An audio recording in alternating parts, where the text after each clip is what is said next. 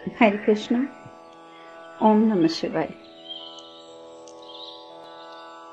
कल हम कथा में बात कर रहे थे कि भगवान विष्णु देवताओं को समझाते हैं। वो देवताओं को ये समझाते हैं कि जब असुर जो हैं अपना तामसिक आहार छोड़कर जब वो लोग सात्विक आहार कर रहे हैं, ऋषियों के द्वारा दिया गया जो हविष है उसे ग्रहण कर रहे हैं, तो उसका क्या अर्थ निकलता है कि धीरे धीरे उनकी प्रकृति में खुद ही बदलाव आ जाएगा। तो इसलिए आप लोगों को या मुझे कुछ करने की चिंता नहीं करनी चाहिए। अब तो जो होगा वो खुद ही हो जाएगा। और सच में ऐसा होता भी है। भोजन का असर इतना ज्यादा पड़ता है हमारे मन मस्तिष्क पर कि हमारी प्रकृति सच में चेंज हो जाती है। भगवान विष्णु ने बहुत सही कहा था कि भोजन तय करता है कि हमारी प्रकृति कैसी होगी। और वही होता है ताड़कासुर के पुत्रों के साथ। ताड़कासुर तो फिर भी एक काफी हजारों साल, कहते तो यही है, सुनते तो हम यही आए हैं पुराणों में कि हजारों साल की इनकी उम्र होती थी। तो वो तो फिर भी इतना बड़ा इंसान था। उसके जो पुत्र थे तीनों, उन तीनों पुत्रों के ऊपर इतना ज्यादा असर हो गया भोजन का जिसकी कोई हद नहीं है।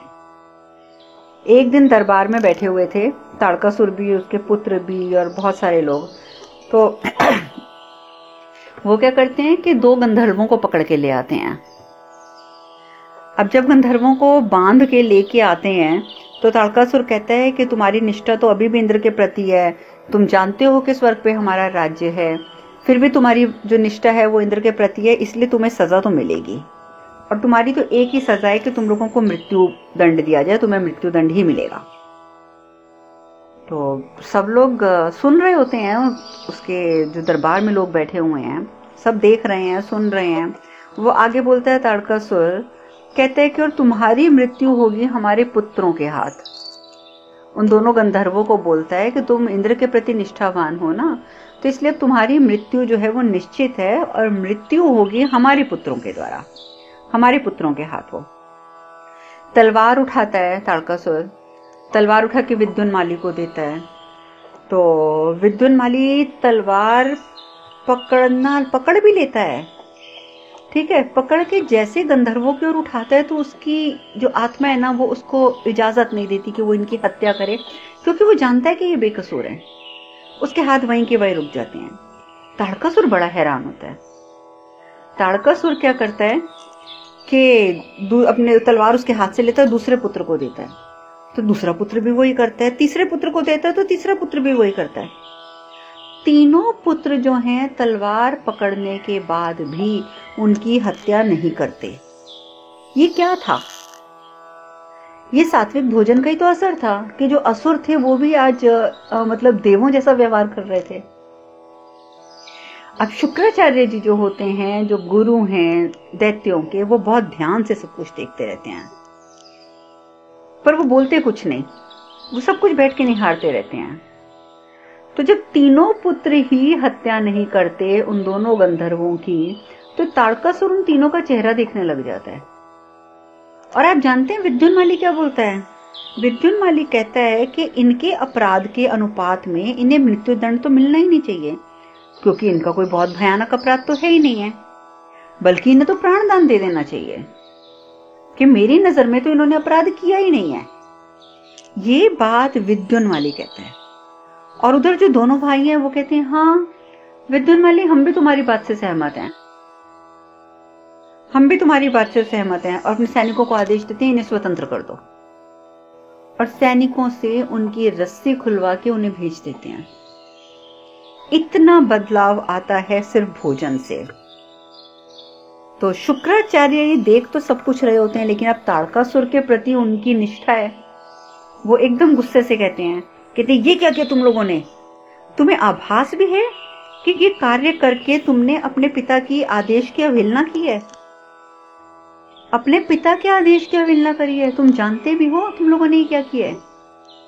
विद्युन्माली कहता है, विद्युन्माली बड़े आराम से हाथ जोड़ के कहता है कि निर्दोष को मृत्यु दंड देने से अच्छा है कि आदेश का उल्लंघन कर दिया जाए।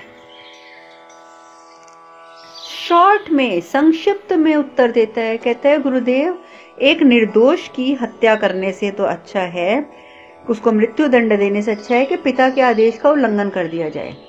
वो ज्यादा अच्छा है हमारे लिए, क्योंकि पिताजी की निर्दोषों को मारने की जो प्रकृति है ना, हम सच कहते हैं गुरुदेव, हम तीनों भाइयों को लेश मात्र भी अच्छी नहीं लगती, बिल्कुल भी अच्छी नहीं लगती है। गुरुदेव, हमें ये चीज नहीं पसंद। जब देवताओं ने स्वर्ग से पलायन कर लिया है, जब वो स्वर्ग लोग छोड़कर चले गए हैं, उसके बाद भी क्यों पिताजी हर समय उन्हें मारने के लिए उपाय ढूंढते रहते हैं? क्यों उपाय ढूंढते हैं उनको मारने के? क्या बिगाड़ रहे हैं देवता? उल्टा वो तो स्वर्ग ही छोड़कर चले गए, और फिर भी जब देखो पिताजी को तो वो देवताओं को मारने की योजना बना रहे हैं। नहीं गुरुदेव, हम तीनों को ये बातें अनुचित लगती हैं, लेकिन बस हमारी मजबूरी ये है गुरुदेव कि पिताजी को इस सत्य से अवगत कौन करवाए। लेकिन गुरुदेव, एक बात मैं आपको फिर भी कहना चाहूंगा कि शिष्य को विवेक का ज्ञान करवाना गुरु का कर्तव्य होता है। गुरु का कर्तव्य होता है कि वो शिष्य को अच्छा बुरा समझाए, ज्ञान दे, उसका विवेक उजागर करे। तो अब शुक्राचार्य ये बात समझ जाते हैं कि विद्युन्माली की ये बात कहने का अर्थ क्या है। वो मन ही मन में सोचते हैं, कहते हैं कि देवताओं की आहुतियां रुक्षीण करना, तुमने अपनी हार का जो मार्ग है वो प्रशस्त कर लिया ताड़कासुर, और इसका परिणाम मैं प्रत्यक्ष देख रहा हूं। अपनी तरफ से तो तुमने सिर्फ आहुतियां छीनी, लेकिन तुम्हें यह नहीं पता कि तुम्हारा सब कुछ छिन जाएगा अब इस वजह से। शुक्राचार्य मन ही मन में ये बात कहते हैं, लेकिन अब वो क्या जवाब दें? तीनों पुत्र वहां से चले जाते हैं, गंधर्व भी चले जाते हैं। उधर नंदी कैलाश पर महादेव बैठे हुए हैं, तो नंदी बोलते हैं, प्रभु, एक प्रश्न का उत्तर है जो मैं ढूंढ नहीं पा रहा हूं, तो मुझे आपसे वो उत्तर चाहिए। भगवान शिव बोलते हैं, बोलो नंदी, क्या हुआ? नंदी कहते हैं कि माता ने ऐसा क्यों कहा कि अब आपको भी परीक्षा देनी होगी, अब आपकी तपस्या का समय आ गया है, इसका क्या तात्पर्य है प्रभु? नारद मुनि भी वहीं खड़े होते हैं। वो कहते हैं, हाँ प्रभु, मैं भी यही जानना चाहता हूं कि माता ने ये बात कही तो इस बात का क्या तात्पर्य है? माता ने किस तपस्या की बात करी, किस परीक्षा की बात करी? मैं भी जानने के लिए उत्सुक हूं। भगवान शिव कहते हैं, एक विशिष्ट तपस्या है नारद, एक विशिष्ट तपस्या, कि मुझे अब पार्वती के होने वाले पति का रूप धारण करके पार्वती को उसके माता पिता से मांगना होगा। जैसे ही ये बात सुनते हैं नंदी, तो नंदी बोल पड़ते हैं, प्रभु, परंतु आप तो भगवान हैं, आप तो सारे संसार को सब कुछ देते हैं, और आपकी गरिमा हेतु कुछ मांगना अशोभनीय नहीं होगा क्या? मुझे तो लगता है ये अशोभनीय होगा। नहीं प्रभु, नहीं, आप ऐसा नहीं कर सकते। शिव कहते हैं, नंदी, सफल विवाह के लिए माता पिता की स्वीकृति आवश्यक होती है, और सती से मेरा विवाह क्लेशदायी नहीं होता यदि मैंने भी प्रजापति दक्ष की स्वीकृति के पश्चात विवाह किया होता। विवाह की नियमावली से ऊपर तो कुछ भी नहीं होता, कुछ भी नहीं। और विवाह की नियमावली ये कहती है कि जब तक कन्या के माता पिता राजी ना हो तब तक ये विवाह सफल नहीं हो सकता, और इस नियमावली के ऊपर कोई भी नहीं है नंदी, भगवान भी नहीं। तो अंततः पार्वती से विवाह करने हेतु मुझे ये प्रस्ताव उसके पिता के समक्ष रखना ही होगा, और कोई उपाय नहीं है। अभी देखिए कि कितनी अच्छी बात हमारे शिव पुराण में समझाई गई है।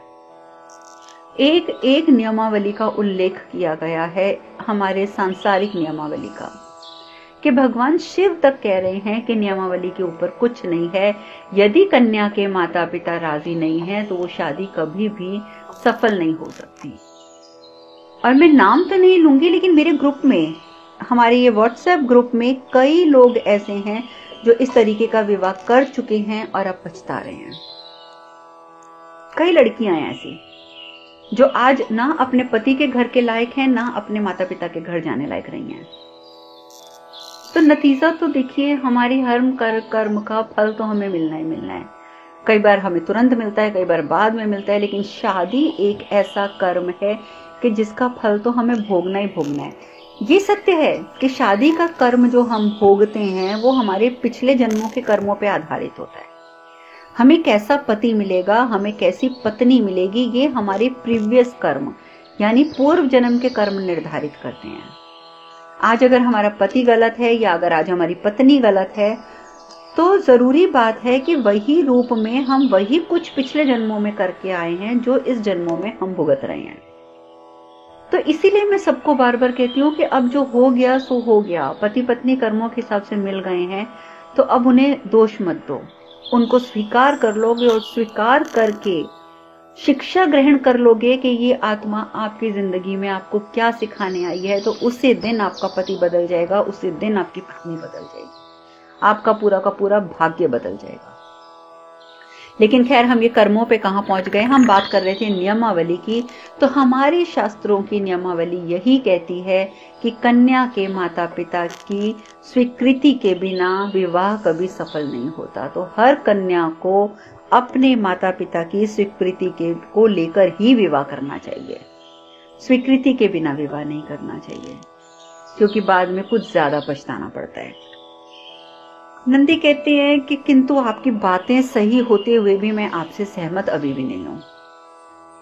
मैं प्रभु इस बात के लिए सहमत हो ही नहीं पा रहा कि आप जाकर किसी मनुष्य से कुछ मांगेंगे।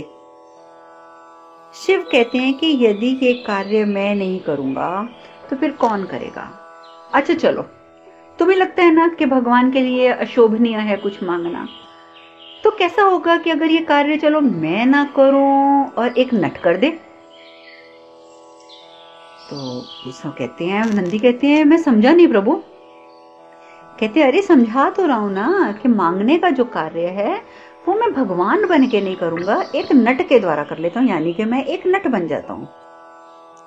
बस मैंने सोच लिया, मैं बनूंगा नट, तुम और देवर्षि नारद मेरे साथ चलोगे और वादक की भूमिका निभाओगे, यानी कि मैं नृत्य नाटिका करूंगा और तुम वादन करोगे, यानी कि इंस्ट्रूमेंट बजाओगे, यानी कि वाद्य बजाओगे। तो अब क्या होता है कि दोनों एक दूसरे की शक्ल देखने लगते हैं, नारद जी भी और नंदी जी भी। अरे खुद तो वो नट बन रहे हैं और हमें वादक बना रहे हैं। पर भगवान शिव कहते हैं कि आज तक नाट्य शास्त्र केवल कैलाश पर हुआ है और ये पहला अवसर होगा कि जब संसार के सम्मुख हिमावन के भवन में ये प्रस्तुत किया जाएगा, और उसके बाद ये नाट्य शास्त्र मनुष्यों के लिए एक मनोरंजन का स्रोत बनेगा और मनुष्य नाट्य शास्त्र में पारंगत होंगे। लेकिन भगवान ने तो कहा था कि नाट्य शास्त्र सिर्फ नाट्य ही है, यानी कि अपने मनोरंजन हेतु करने का एक कार्यक्रम है। लेकिन आज की दुनिया में तो हर इंसान नाटक करता है, किसी के सामने कुछ, किसी के सामने कुछ, किसी के सामने कुछ। पर ये कलयुग है, हम तो बात कर रहे हैं सतयुग की। खैर, अब शिव जो है वो नट के रूप में आ जाते हैं और नारद जी और नंदी जी ये वादक के रूप में आ जाते हैं और हिमावन की नगरी में इतना सुरीला गायन करते हुए चलते हैं, अपना प्रिय गायन करते हैं भगवान शिव। ओम नमो नारायणा, ओम नमो नारायणा, हरि ओम नमो नारायणा, हरि ओम नमो नारायणा। शिव का ये ध्वनि, शिव का ये संगीत जैसे ही पार्वती जी के कानों में पहुंचता है वो पहचान जाती हैं, सुनते ही पहचान जाती हैं, महादेव महादेव, ये तो महादेव का स्वर है, महादेव आ गए, महादेव आ गए। वो हमारी बात करने आ गए पिताजी के साथ। बहुत प्रसन्न होती हैं, बहुत प्रसन्न होती हैं और उनकी प्रसन्नता की तो सीमा मैं यहाँ पे व्यक्त ही नहीं कर सकती। भगवान शिव जो हैं वो भवन में प्रस्थान करते हैं। अब पार्वती तो पहले ही पहचान चुकी हैं, उन्होंने तो आवाज से पहचान लिया था। मैनावती, पार्वती, अन्य दासी दासियां सब आते हैं द्वार पर ही शिव का स्वागत करते हैं। तो शिव कहते हैं कि हम कलाकारों का नमन स्वीकार करें देवी। तो मैनावती कहती है कि हाँ, जया विजया ने आपके आगमन की सूचना हमें दी थी, बहुत ही मधुर और मीठा स्वर है आपका। तो नंदी कहते हैं अभी आपने मेरे गुरुदेव की संपूर्ण कला देखी कहाँ है, अभी तो आप जब प्रदर्शन देखेंगी तब पता चलेगा आपको देवी। तो नारद जो होते हैं वो कहते हैं कि देवी अब हमारे जो गुरुदेव हैं ना, ये भगवान विष्णु के दशावतारों की कथा आपको सुनाएंगे, जो दशावतार लेने वाले हैं उनकी कथा आपको सुनना दिखाएंगे। और आप जानती हैं कि ऐसी कथा जो वो आपको आज दिखाएंगे नाट्य कला के रूप में, ऐसा उदाहरण आपने उससे पहले कभी देखा नहीं होगा और आज के बाद भी ऐसा प्रस्तुतिकरण दशावतारों का कोई कर नहीं पाएगा, इसका कभी कोई मुकाबला नहीं होगा। तो मैनावती बोलती है ठीक है, फिर तो आज का दिन इनकी कला से ही शुरू होना चाहिए। चलो चलो जया विजया, नृत्यशाला में जाओ और उसको तैयार करो नृत्य के लिए। तो पार्वती कहती है माँ, नृत्यशाला की जो सजावट है ना वो हम स्वयं करेंगे। और साथ ही मन ही मन में सोचती हैं कि पति के हर कार्य में भागीदारी पत्नी के लिए एक बहुत महत्वपूर्ण अंग है। और नेपथ्य में ही सही हमें मौका तो मिला।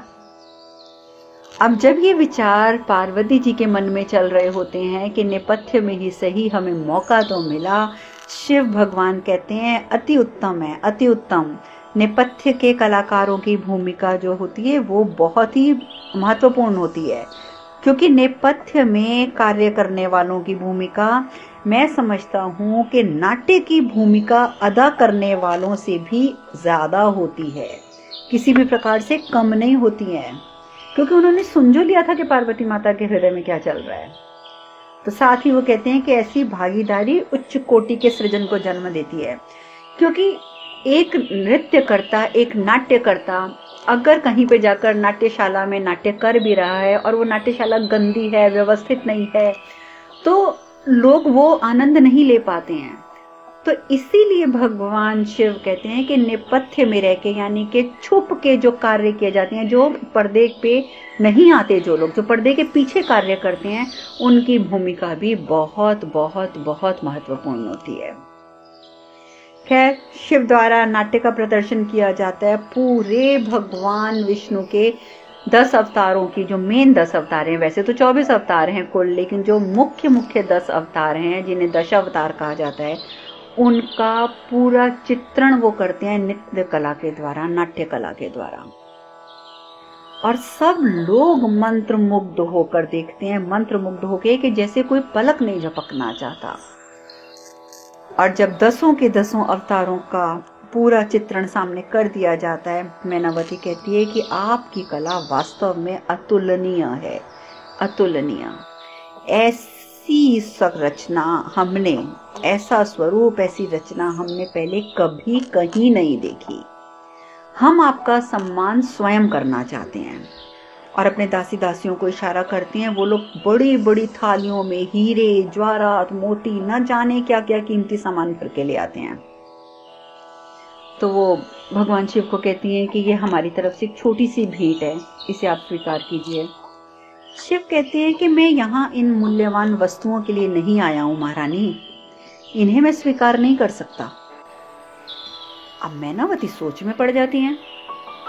मैनावती कहती हैं कि शायद तुम्हें अधिक पारिश्रम की आशा है, तुम शायद अधिक पारिश्रमिक चाहते हो।